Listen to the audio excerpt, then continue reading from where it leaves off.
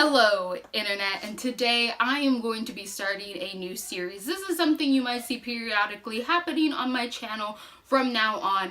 I can't remember exactly where I got this idea, but I thought it would be really fun and interesting. It's been something I've been playing around in my head for a while, so here is this new series called Book Doctor. In these videos, I'm going to discuss books that I had issues with, whether or not I didn't like them, whether or not they disappointed me, whether or not I was expecting something different, just in general books that I would have preferred something different happen, and I'm going to doctor the book. So I'm going to give you explanation of how I think the book should have been written. This is not meant to offend anyone, against the author, against the readers who love the original work.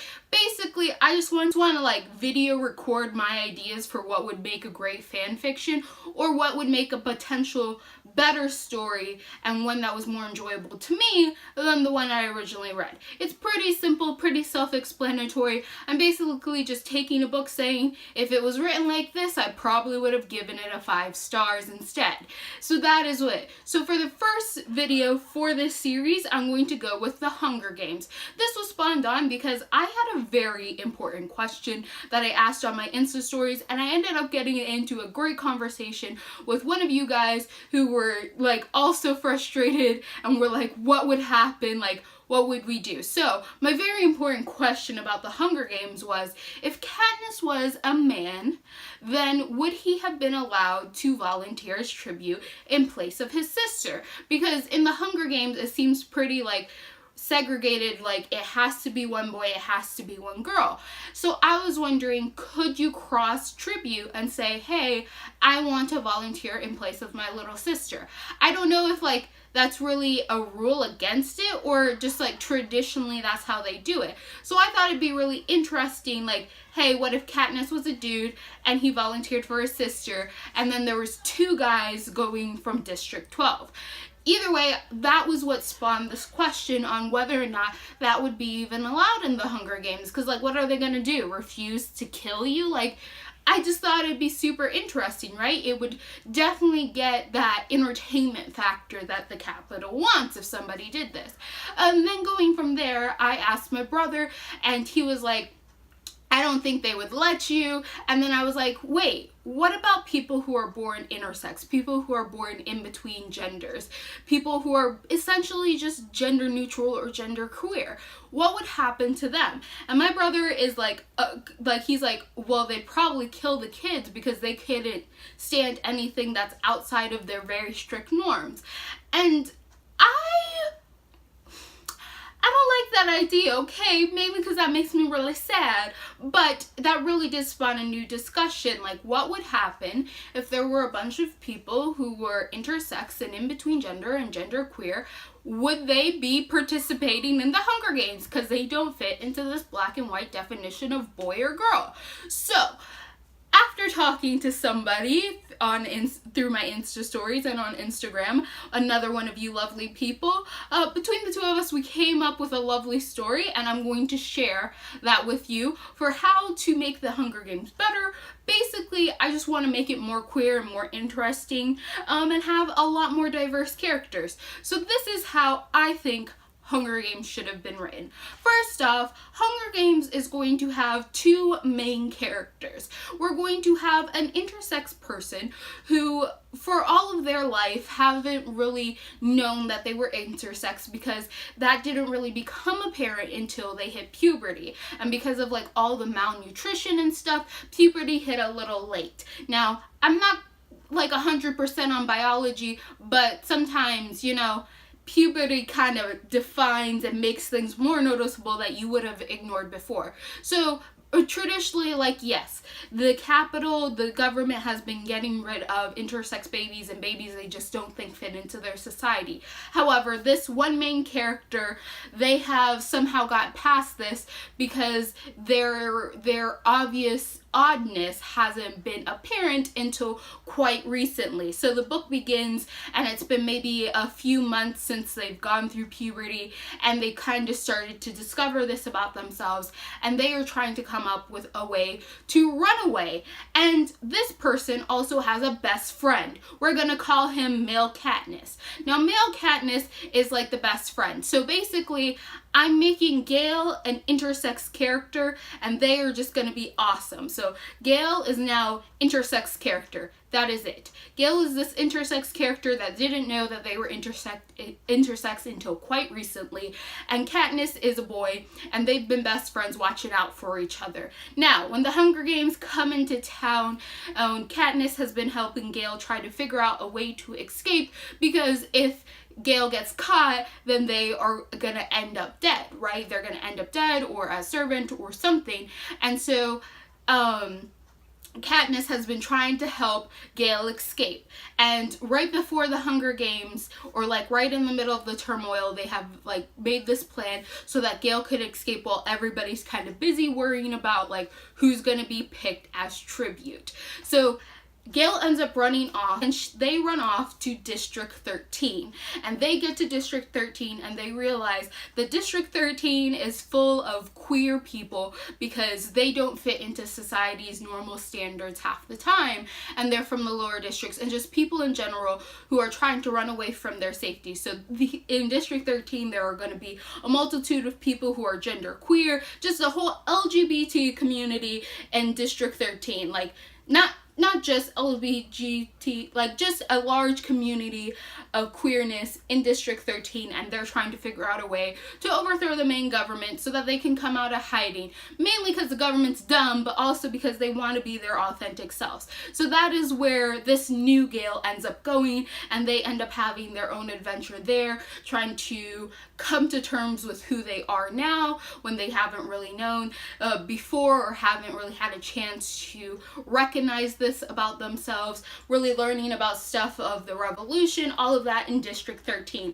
On the B side, there is going to be Katniss Male Katniss, and he is going to have his sister picked as tribute, and he's going to end up volunteering in her place. And they're going to cause a ruckus and be like, but you're a guy, you can't volunteer for her, she's a girl. And he's going to be like, well, technically it's not against the rules, and they're going to make a huge spectacle so that he can end up going to the Capitol and entering in the Hunger Games. That way we have the A story about this intersex main character, this gender queer main character living and learning about other queer characters and stuff in District 13, this rising revolution. But we also have a character who is going to have to tough out the Hunger Games and deal with his own problems there.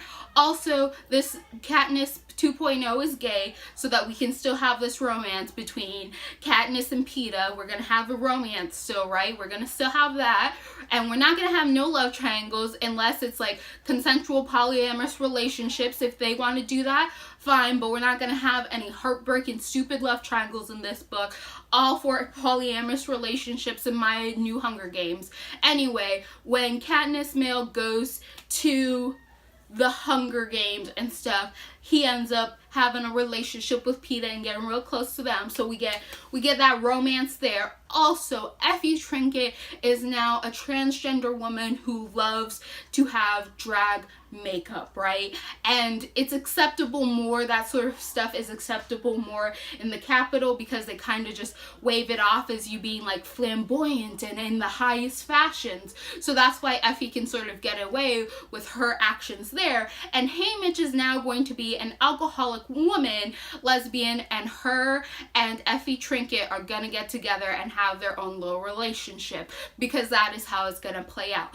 Also, there's gonna be a scene towards the end, like in the third book, like in Mockingjay, when the District 13 confronts President Snow, and instead of just like killing him right off, they're gonna pull out a bunch of paint guns filled with like tons of different colors and just like paintball his white suit until he's like a rainbow flag, and then they're gonna kill him, because like that's just how it should be.